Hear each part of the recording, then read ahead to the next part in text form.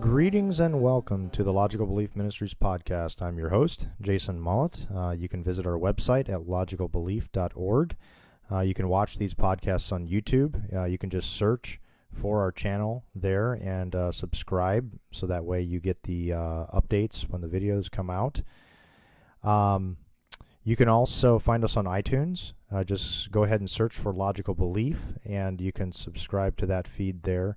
Both the audio and the video can be found at the website. Just on the top menu there, just click on podcast. If you want to send me a word of encouragement, or you have a question that you want to have answered on the air, you can drop me an email at jason@logicalbelief.org. Just be aware, however, that you are permitting me to read it on the air if you send me an email. Alrighty, so today we are going to continue, kind of pick up where we left off last week in talking about Jehovah's Witnesses. And last week I had discussed at the during the podcast about a book published by the Watchtower Bible and Tract Society entitled Life Everlasting. They had published it before 1975, and in there there was a prophecy and a prediction about when the end of the sixth age of the human history would come to an end in the fall of 1975. And so what I've done is I have just today posted an article on the website which gives links to the entire book of Life Everlasting. So if you want to grab that, it's a good resource there to use. The links right there in the article to the entire PDF of that book, and also I've got a screenshot here of page 29 where the prophecy is on that page. So go ahead and grab that if you do have any Jehovah's Witnesses that you know of and that you want to share the gospel with. Go ahead and show them that. I also had somebody reach out to me from the website and gave me some additional information. He has the individual. His name was Tony, I believe. Yeah, it's Tony, and he has a YouTube channel. Let me find it here real quick so that I can do a shout out for him here. His YouTube channel is called For Jesus, For Truth. It's the number 4, Jesus, the number 4, and then the word truth. It's all one word there. No spaces. And so go ahead and see if you can find his channel. I think he has his entire presentation. I haven't watched it yet, but he has his entire presentation. But he gave me some additional information. And one of the things that he pointed out I thought was really good. So I wanted to kind of just bring that up here on this episode. And what he brought up was that most Jehovah's Witnesses will carry a book around called What Does the Bible Really Teach? And from my experience, Jehovah's Witnesses will carry a backpack or something with a lot of material in it, usually a Bible, a Greek lexicon, and even this book and some of their, I think they're called Awake magazines. And so most of them will have this book with them. What does the Bible really teach? I actually went to their website after Tony had given me this information. I went to the website and I looked, and they have the entire book on their website. And what Tony pointed out on page 38 was exactly what he pointed out. So I do have the entire book downloaded and in PDF format linked within the article. So if you want to grab that, that's a resource there for you. So on page 38 of the book, What Does the Bible Really Teach? I'm going to pop it up here on my screen so you can see it. This is the graphic that is on page 38, and it shows a picture here of Jesus being baptized by John the Baptist, and there's a caption up above that says, at his baptism, Jesus became the Messiah or Christ. Now, this is a teaching of the Watchtower Bible and Tract Society that Jesus did become the Messiah at his baptism. So, what you can do is ask your Jehovah's Witness to turn to Luke 2:11 in their New World Translation and ask them to read it. And it says, "For today there was born to you in David's city a Savior, who is Christ the Lord." And simply ask them, how do they resolve this conflict that the Scripture says that Jesus was actually born the Christ? The term Christ is the Greek word Christos, which the Hebrew word Mishaik, or for Messiah. The translators of the Septuagint would translate that term into Christos, which is what the New Testament writers used. So when we use the term Jesus Christ, Christ is not Jesus' last name. No, it is simply saying that he is the Messiah, Jesus the Messiah. So the Jehovah's Witnesses would teach that Jesus became the Messiah at his baptism. But we can see here in Luke 2:11 that Jesus was born as the Messiah, as the Christ. So that's a great question to ask them. Ask them to resolve that particular issue. Alrighty. I also want to do a shout out to a new contributor to the website. His name is Wojciech. That's actually how you pronounce his name. And he just published an article to the website called Are You a Muslim? And it's a great article. There's a very powerful argument in it.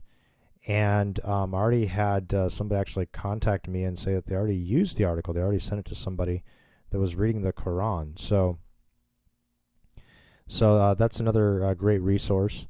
We'll maybe at some point cover Islam on this podcast. I am no expert at all in Islam, so I'll have to do a lot more research. I've only ever had the opportunity to actually witness to one Muslim.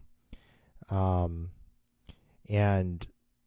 basically what I did with him was I just I gave him the gospel. I gave him God's law. I did point out a few things. I asked him if Allah was perfect in his justice, and so I asked him, since he said he was, I asked him how he resolves the problem with Allah. If you've obviously broken God's law, so how is it that Allah can just arbitrarily dismiss your case without, if he's perfectly just, which you said he was, how can he just dismiss your case and allow you into heaven? Is there a way that you can resolve that? And so that was a question I had asked him, but I just gave him the gospel, and we had a great conversation. So the one thing that I want to make sure that we understand is that while it is our duty as Christians to look at other religions, look at ways that we can reach out to these people, and ways that we can demonstrate the truthfulness of the Christian worldview and the truthfulness of our faith, it's the gospel that is the power of God unto salvation. So, when you don't know how to maybe deal specifically with a Jehovah's Witness, a Mormon, or an atheist or a Muslim or, whatever worldview you're encountering, a Hindu, just give them the gospel. The one thing I would say is that even with all this stuff I'm going through, like with Jehovah's Witness, or if you watched my podcast on presuppositional apologetics, is whatever apologetic method that you're using or whatever that you're pointing out, always include the gospel. The gospel by necessity must be included within your apologetic and with your evangelistic attempts. So, alrighty, well, I'm getting down a little bit on a rabbit trail here, but another article that I wanted to talk about today was it's one I wrote back in a little while ago, and it is entitled, "Does Colossians 1 Teach That Jesus is God?" Now, I'm going to also do one here. I'm working on one right now on John 1, and I want to try to break down John 1 so you can deal with it with Jehovah's Witnesses. And I'm going to try to make it as understandable as possible. And since I'm no Greek scholar, what I do is I try to break it down and make it as simple, and come up with arguments that both I understand, and if I can understand it, then you can understand it without even being a Greek scholar also.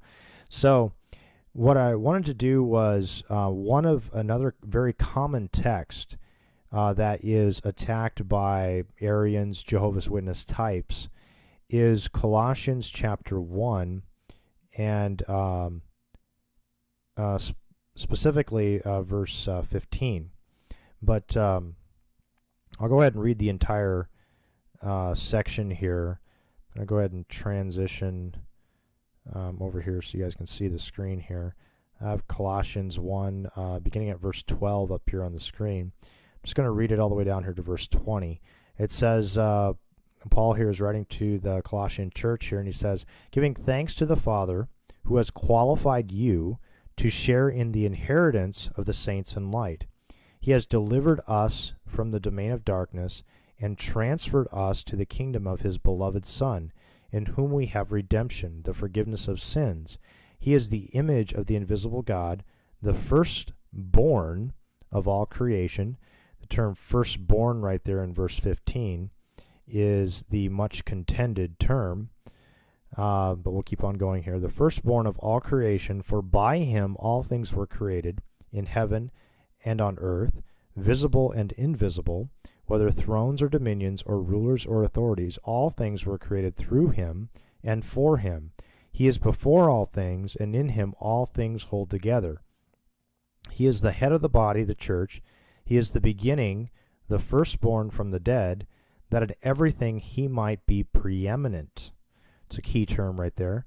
"For in him all the fullness of God was pleased to dwell, and through him to reconcile to himself all things, whether on earth or in heaven, making peace by the blood of his cross."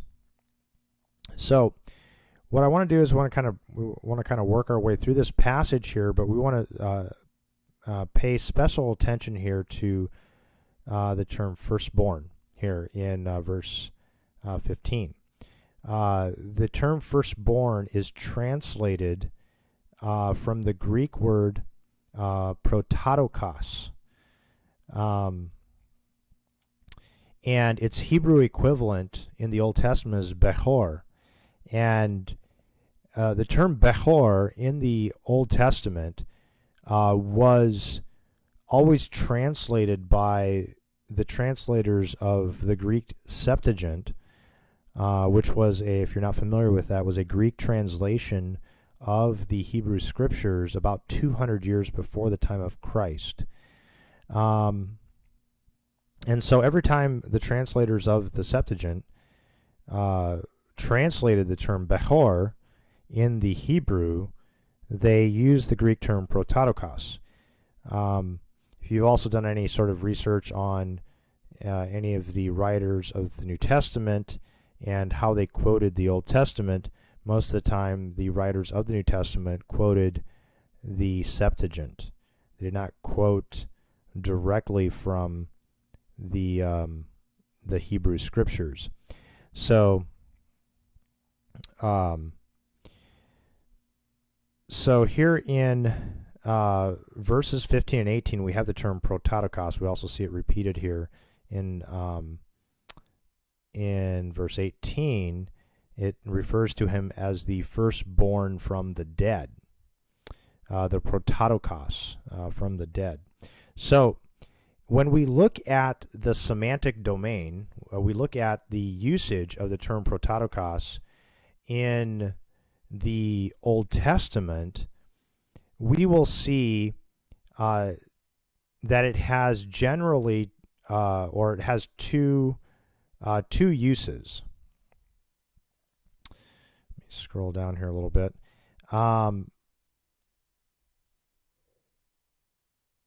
The most often in the Old Testament, the term prototokos or bechor is has the meaning and carries the meaning of a temporal order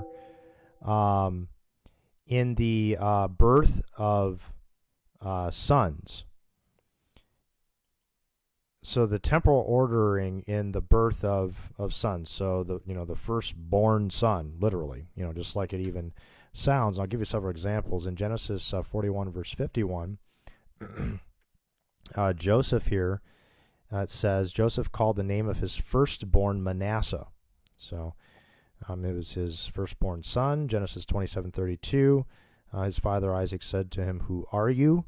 This is when Jacob was actually coming to Isaac and was trying to act like, pretend he was Esau.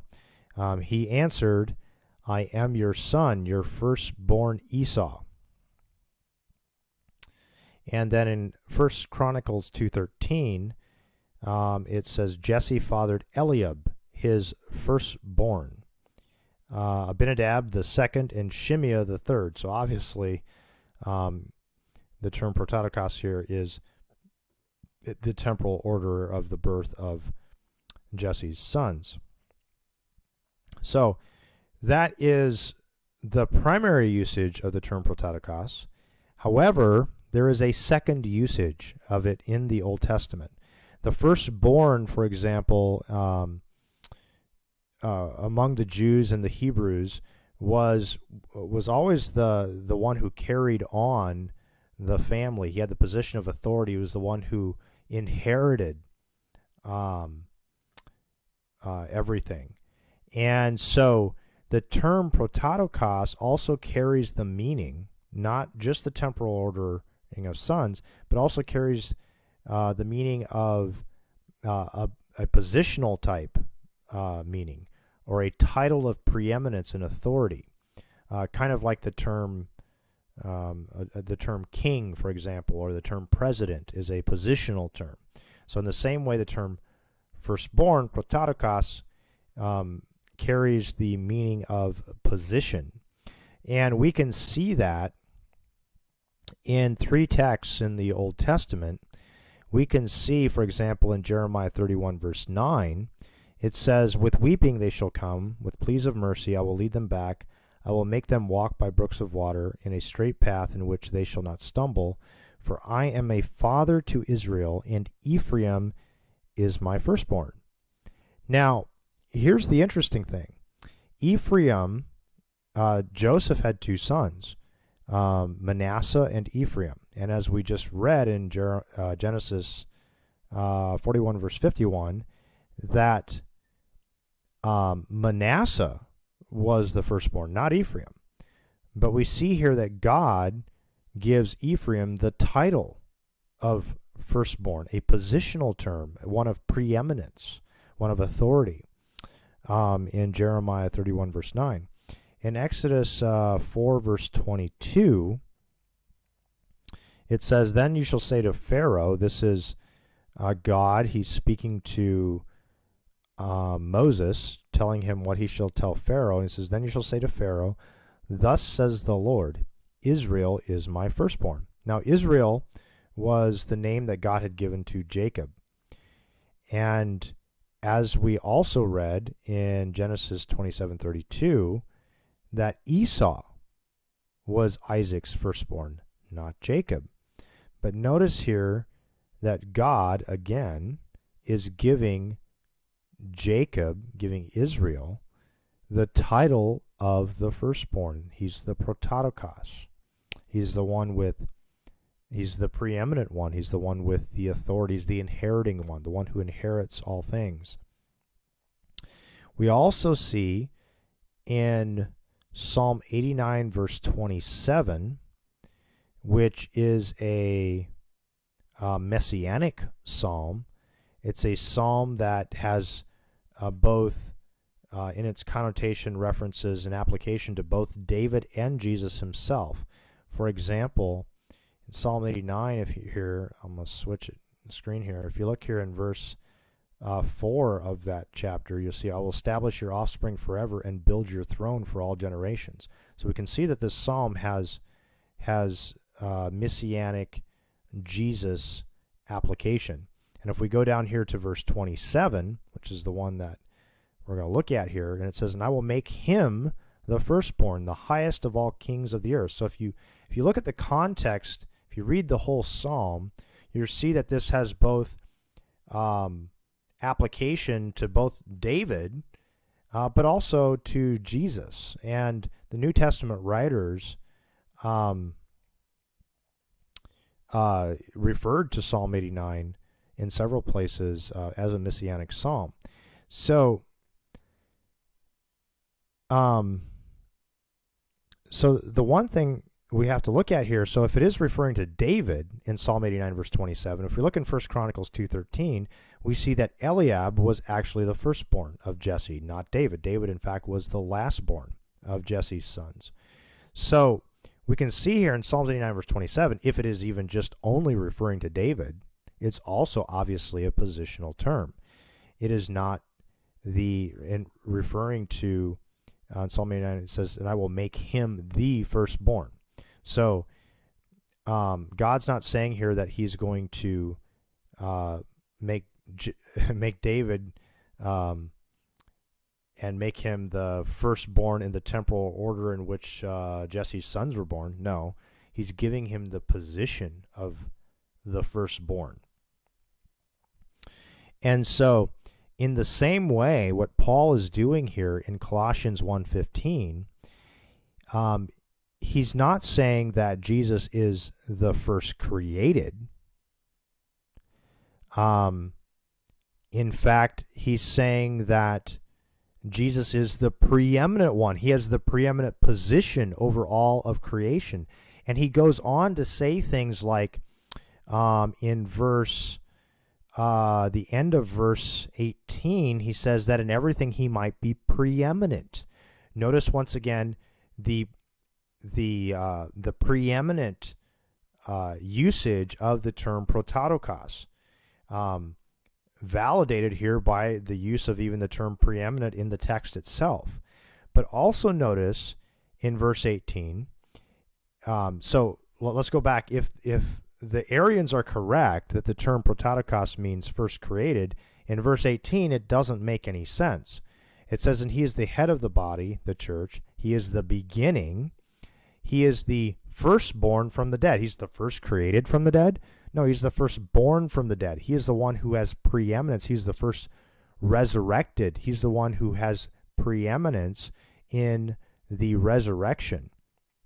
He is the one who inherits all things. We are raised with Christ, and he is the one who has preeminence. So let's scroll down here. Let's see here. So we can see here that the term here in Colossians must be a positional term and not meaning first created. If we also look in, let's see here, Jesus as the God-man has been given authority over all things. We see that in John 17 and in Jesus' high priestly prayer. He says, He says, Father, the hour has come, glorify your Son, that the Son may glorify you, since you have given him authority over all flesh. Notice once again the authoritative position Jesus has. In Matthew 28, verse 18, in the Great Commission, just prior to it, Jesus said, all authority in heaven and earth has been given to me. Once again, he's been given this position of authority. And in Hebrews 1:2, we see that he has spoken to us by his Son, whom he has appointed heir of all things. So notice how throughout the New Testament, Jesus has been given authority. He has been glorified. He has inherited all things, all terms that are part of the positional use of prototokos. Now, one of the arguments that I've heard Arians espouse is that they will say that the term prototokos in the Greek is in what's called the genitive. Now, the term prototokos ends in an omicron sigma, and it's a noun, which would mean that it is in the genitive, which means that it is an adjectival form. It functions like an adjective. Now, the Greek genitive has what's called multiple different modifying substantives. You have like the possessive case, you have the descriptive case. Now, and multiple others, and I can't think of all of them off the top of my head, but what the Arian will say is he will say that and often the genitive is possessive, and they are correct about that. But whether it's possessive, whether it's descriptive, is dependent upon the context. And so they will say that, for example, it's possessive. So in other words, he is the firstborn of creation. So he is the first part of the creation. So he is a part of the creation. Another example of the genitive in the possessive case, for example, would be in Matthew 26, verse 51. In there, for example, the term servant of the high priest, you notice that servant is possessive, or the term high priest is possessive of servant of the high priest. So the genitive there would be in the possessive case. So what the Arian will say is that he is the firstborn of creation. Well, the problem is that he is forcing the genitive case of possessive based upon his presupposition that Jesus is a first created being of creation. But here's the thing. The genitive can also be descriptive. So instead of it being possessive, the genitive is really, in the term prototokos here in Colossians chapter 1, it's descriptive in the same way, for example, in 2 Corinthians 6, verse 2, we see the genitive in the day of salvation. So notice how the term day here is not possessive, possessive of or salvation is not possessive of the term day. Instead, it's descriptive. So the term day here, it's what sort of day is it? It's the day of salvation. So in the same way, in Colossians 1:15 here, Jesus is the prototokos of creation. It's describing what he is prototokos of. It's descriptive. You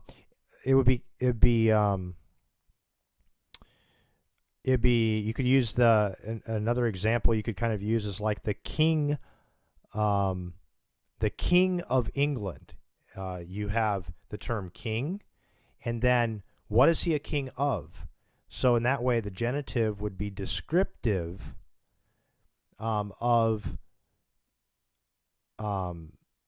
it would be described by what his kingdom is. And in the same way here, when it uses the term prototokos in the positional form, it's saying that what Jesus is prototokos of. He's prototokos of creation. He is the firstborn of creation. And so it's quite clear here that there's really no scriptural foundation for rendering and understanding the term prototokos here as first created and the first created of creation, making the genitive in the possessive.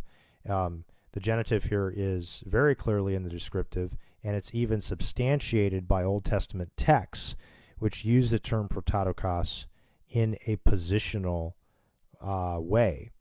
So another very strong argument for the understanding here that this passage is actually teaching the deity of Christ is if you look here in Isaiah, if you go to Isaiah 44 verse 22, I'm sorry, 44 verse 24, it says, I am the Lord who made all things, who alone stretched out the heavens, who spread out the earth by myself.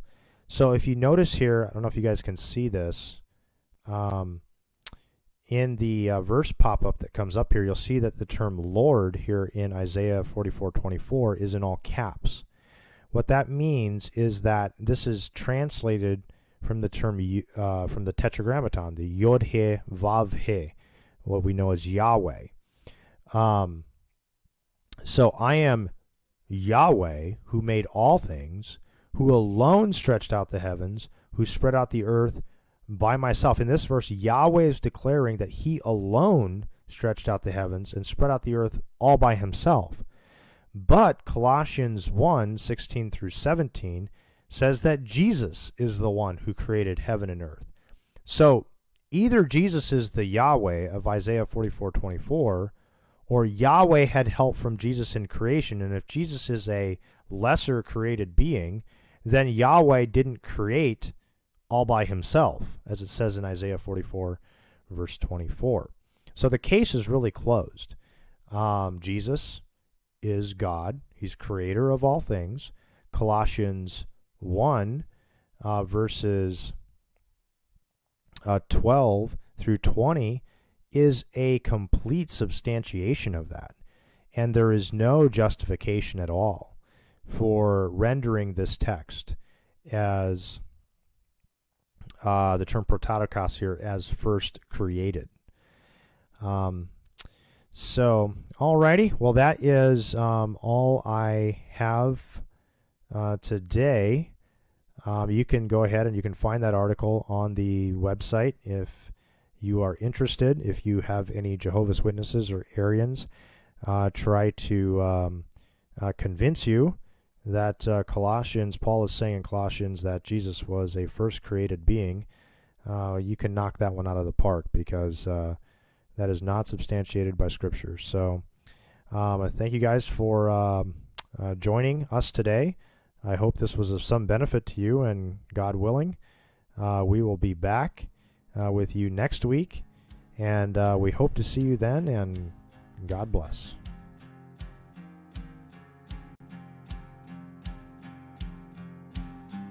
Don't you know that the unjust will not inherit God's kingdom? And through Adam's offense, condemnation came to man, and so